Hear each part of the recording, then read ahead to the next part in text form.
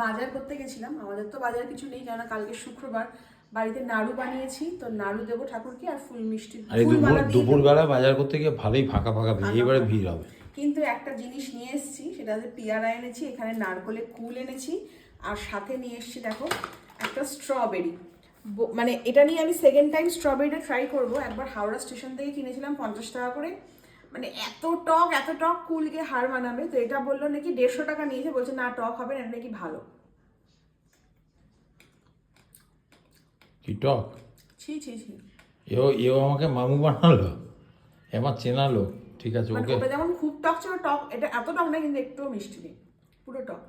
কি হয় এগুলো খেলে? শরীর স্বাস্থ্য ভালো থাকে? স্ট্রবেরি আর এই 150 টাকা আমার কতগুলো আমলকি হতো বলতো? কয়েক বস্তা আমলকি হতো, যেটা উপকার।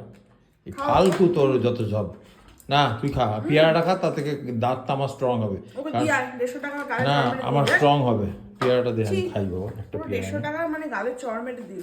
তার থেকে নারকলের ফুল, এটা নারকলের ফুল নয়, এটা কি বললো, বোম্বাই ফুল, বোম্বাই। এটাই খাই দিলাম।